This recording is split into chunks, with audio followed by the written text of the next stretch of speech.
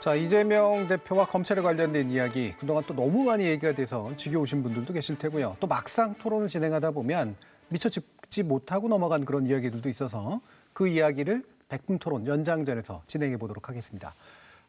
사실 짚지 못했던 혐의 중에 하나가요. 성남FC 후원금 의혹 관련된 건데요.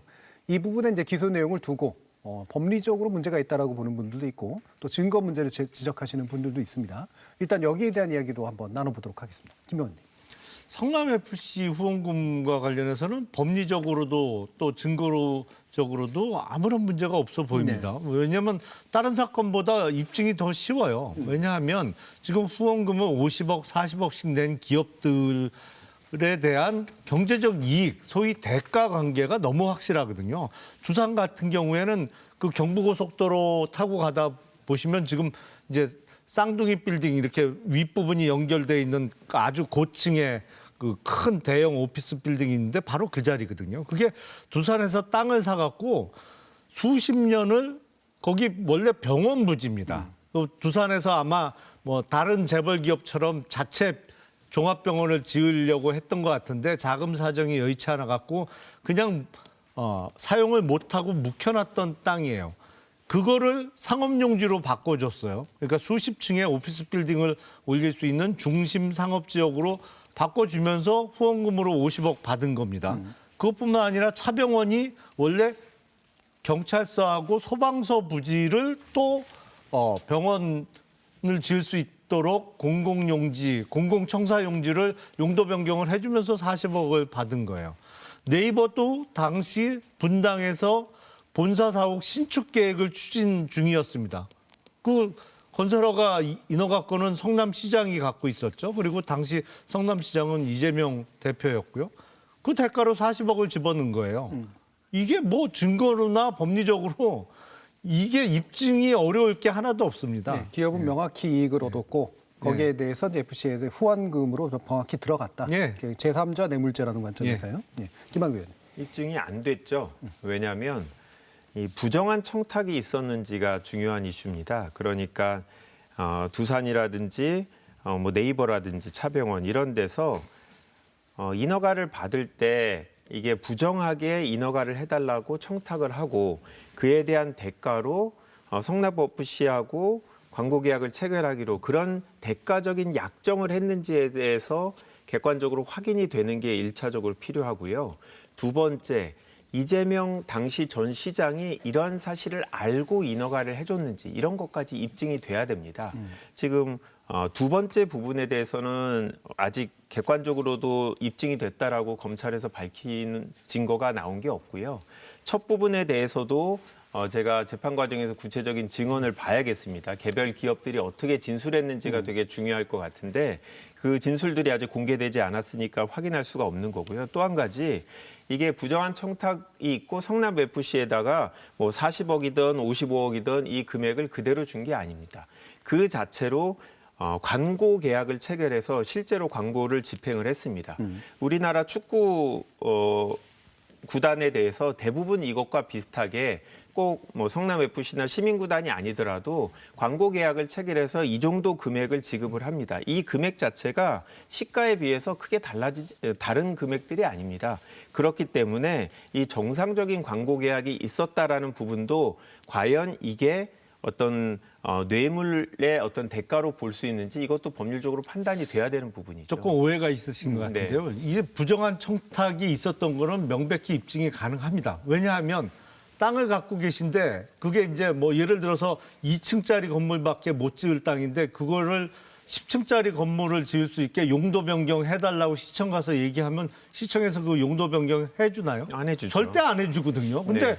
이 후원금과 관련해서는 50억, 40억을 낸 기업들이 갖고 있던 땅들이 그야말로 갑자기 경제적 가치가 수십 배 상승했습니다. 이게 병원 부지하고 중심 상업용지하고는 경제적 가치가 어마어마하게 차이가 나거든요. 그래서 부정한 청탁이 있었음을 입증하는데 별로 어려움이 없고 증거 있냐? 증거 이거 많습니다. 예를 들어서 두산 같은 경우에 당시 두산 회장하고 이재명 시장이 만나게 돼요. 근데 그 과정에서 다리를 놓은 현역 더불어민주당 소속의 국회의원도 있고요. 더군다나 당시 두산그룹 회장의 수행 비서가 그 과정을 상세히 메모해 놓은 메모장이 있습니다. 그 과정에서 어떠한 조건으로, 그러니까 두산이 갖고 있는 병원 부지를 뭐 어떻게 바꿔줄 거냐, 이거를 뭐 어느 정도까지 건물을 올릴 수 있게 바꿔줄 거냐, 미리 다 조율을 하고 그리고 만나요. 그래서 이거는 입증에 아무런 문제가 없습니다. 아닙니다. 그 부분은 확인을 해봐야 되는 게 어떤 본인이 성남시장 입장으로 성남시에서 유휴 토지가 있어서 개발을 할 필요가 있다라고 하면 해당 기업하고 만날 수 있죠. 해당 기업에서 용도 변경을 해달라고 요구할 수 있고, 그러면 그거에 대해서 반대급부로 기부 체납 같은 거를 받을 수 있고 공공기여금을 내도록 할 수 있는 거잖아요. 실제로 이 사건에서 냈습니다.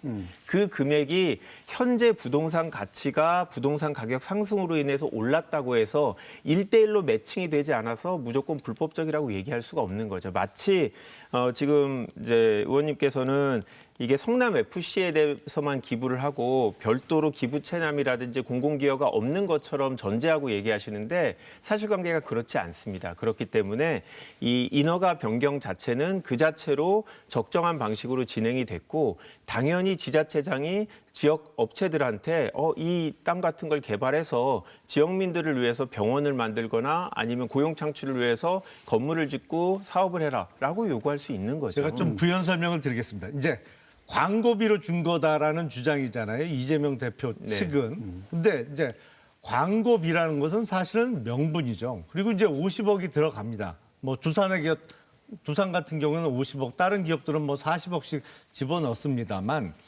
성남 FC를 인수하기로 결정하면서 사실은 성남시장에 당선된 이재명 당시 성남시장의 선거를 도왔던 많은 측근들이 또 성남 FC 직원으로 채용이 됩니다. 그리고 그 무렵에 규정을 살짝 바꿔요. 어떻게 바꾸냐면 후원금 모집과 관련해서 기여를 한 직원들에 대해서는 소위 인센티브를 지급할 수 있도록 규정을 바꿉니다. 그래서 이렇게 저렇게 이재명 성남시장 만드는데 공을 세웠던, 그리고 선거 이후에 성남 FC 직원으로 채용된 사람들이 받아간 돈들이 약 14억 원이 좀 넘어요. 지금 밝혀진 것만 해도. 그리고 성남 FC 후원금과 관련해서는 네이버는 뇌물 공여뿐만 아니라 범죄 수익 은닉 규제법 위반으로도 기소가 됐는데요. 이 네이버가 왜 죄명이 하나 더 붙었냐면은 당시 네이버의 대표는 법조인 출신이 맡고 있었습니다. 근데 누가 봐도 이게 직접 성남 FC에 돈을 집어넣는 게 대가 관계가 너무 뚜렷해 보이는 거예요. 왜냐하면 본사 건축과 관련한 건축 허가를 받아야 되는 기업이 성남시장이 인수한 성남 FC에 돈을 직접 집어넣는다는 게 대가 관계가 뚜렷해 보이니까 꾀를 내서 전직 민주당 출신 국회의원이 운영하던 희망살림이라는 단체에다가 네이버는 40억을 집어넣습니다. 그리고 그 희망살림은 1억 원을 코미션 쪽으로 띄고 39억을 성남 FC 쪽으로 집어넣어요. 예. 이거는 누가 봐도 법을 아는 사람이 보기에는 성남 FC에 집어넣는 후원금이 나중에 문제가 될 거라는 것을 예상할 수 있었던 거에 대한 반증이에요. 그래서 오히려 꾀를 내서 소위 우회해서 후원금을 집어넣은 네이버는 이게 다 밝혀지면서 범죄 수익 은닉 규제법 위반이라는 죄명이 하나 더 붙게 되는 거죠. 예. 마지막으로 들어보죠. 예. 그 부분에 대해서는 일단 성남 FC 직원들한테 광고를 수주하거나 후원을 받았을 때 실적에 따라서 수당을 주는 거 너무 당연한 거 아닙니까? 그렇게 하는 것 자체가 문제가 된다라고 말할 수는 없을 거고요. 네이버에서 제3의 기관을 통해서 계약을 체결하고 이런 것들은 법률적으로 봤을 때 그게 더 안전하다고 본인들이 판단했을 수는 있죠. 근데 그게 범죄 수익 은닉 했다라고 저는 볼 수 있는지는 의문이고요.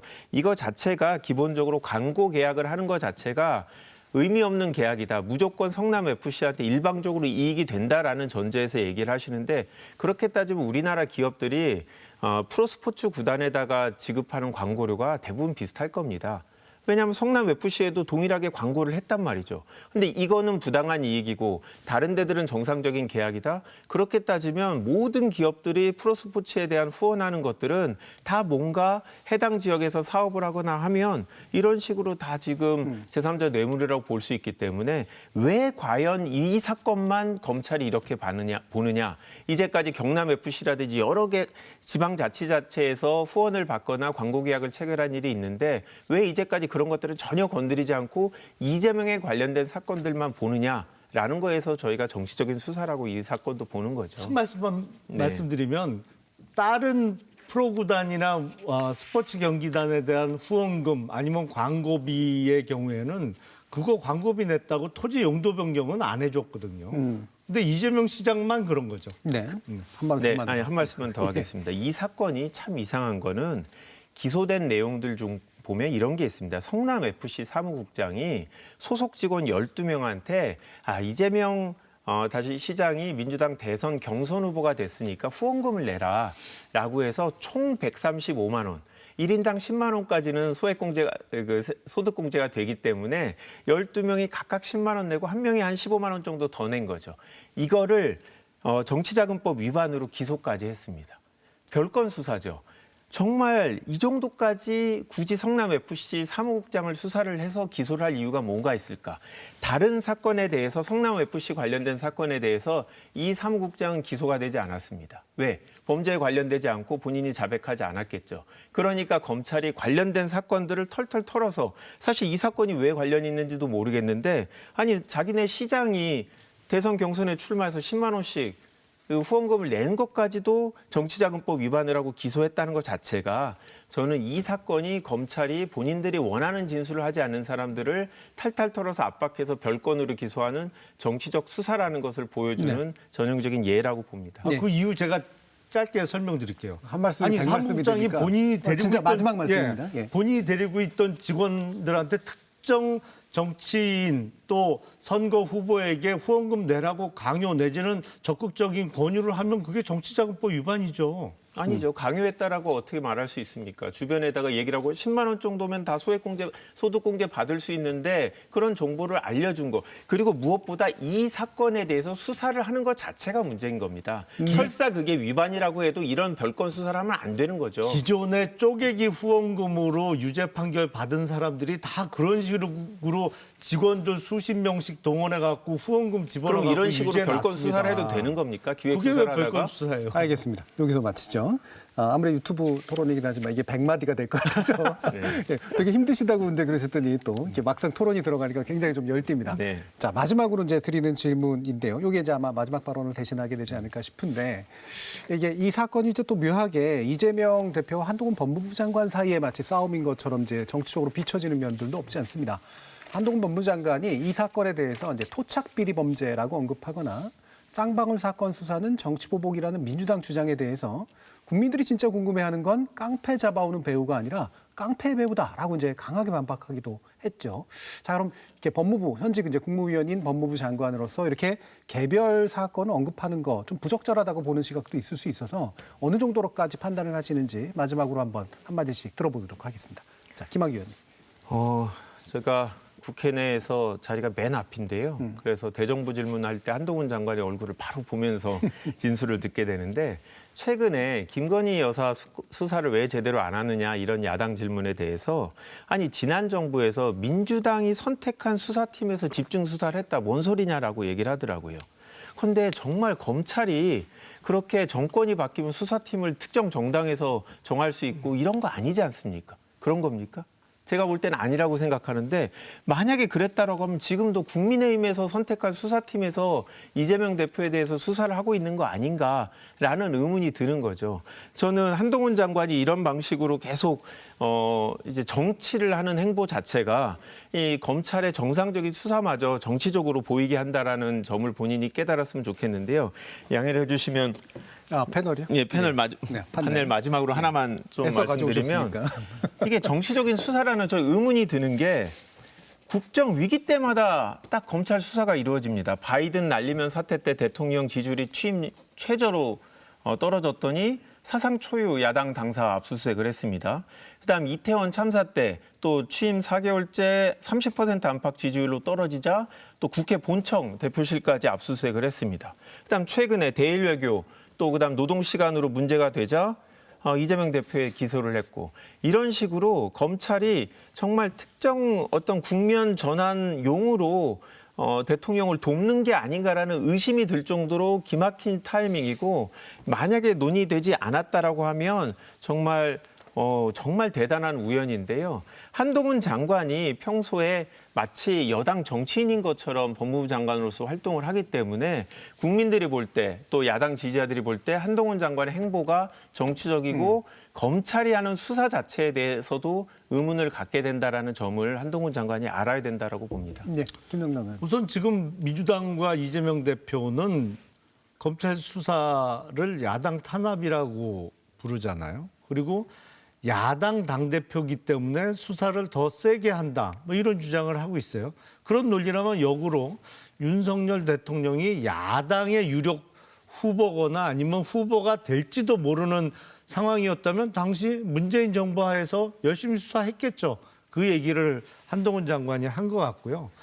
이재명 대표 수사와 관련해서 한동훈 장관이 너무 자주 언급하는 거 아니냐. 사실은 질문을 받았기 때문에 얘기를 하는 거죠. 네. 뭐 더불어민주당 소속 의원들의 대정부 질문이나 아니면 언론인들의 질문을 받고 그거에 대한 답인 것 같습니다. 그리고 이재명 대표 사건과 관련해서 이거를 토착 비리 내지는 뭐 토건 비리로 규정한 것은 저는 팩트와는 어느 정도 부합한다고 생각해요. 그리고 제가 보기엔 이재명 대표와 관련된 대장동, 뭐 백현동 이런 사건은 기존에 있었던 우리나라의 공무원 관련된 부패 사건과는 차원이 다른 부패 사건의 신기원을 이룩한 사건. 물론 신기원이라는 게 좋은 의미를 담고 있습니다만 나쁘게 얘기하면 아주 새로운 유형의 부패 범죄를 세상에 알린 사건이라고 생각을 합니다. 왜냐하면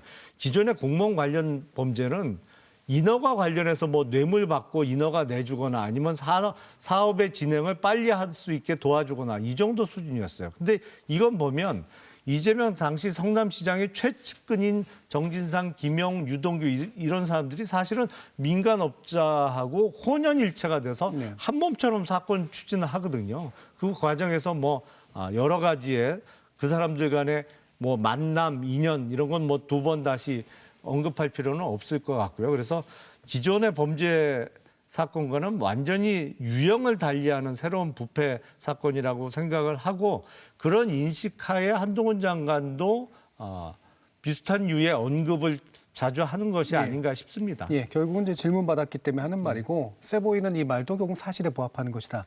이런 말씀을 주셔서 이제 마칠 텐데 짧게 한 30초 정도씩만 한 번씩 더 들어보죠. 특수수사는 처음에 소설을 그립니다. 거기에 맞는 사건들 증언과 증거를 갖다 붙이는데 토착비리 범죄라는 것도 한동훈 장관이 만들어낸 소설에 불과합니다. 입증되지 않았고요. 저는 이재명 대표에 대한 수사, 야당 대표이기 때문에 이런 수사가 이루어지고 332번의 압수수색이라는 건 정말 아주 특수한 상황이라고 생각되는데 이런 사건들을 우리가 그대로 묵인한다면 다음엔 다른 정치인, 제가 될 수도 있고 의원님이 될 수도 있고 지금 이 TV를 보고 계신 우리 유권자들, 시민도 언제든지 그런 정치 수사의 희생양이 될 수 있기 때문에 이런 수사에 대해서는 국민들이 엄격한 눈으로 지켜봐야 된다고 생각합니다. 예. 예. 이재명 대표는 사실은 많은 잘못을 했죠. 그리고 잘못했던 게 지금 하나둘씩 밝혀지고 있는 상황입니다. 그러니까 죄를 지었으면 벌을 받아야 되는 건 자명한 이치고요. 이재명 대표가 적어도 여기서 본인이 청렴결백하다라든지 아니면 아무런 죄가 없다라는 주장은 그야말로 손바닥으로 하늘을 가리려는 시도 아닌가 싶습니다. 예. 자, 오늘 연장 토론까지 포함해서 실제로 100분 가까이 수고해 주신 두 분 패널께 깊이 감사드리고요. 저희는 이제 천회 특집으로 4월 9일 일요일에 밤 9시 특별한 손님들과 함께 하겠습니다. 늦은 밤까지 함께 해주신 모든 분들께 진심으로 감사드립니다.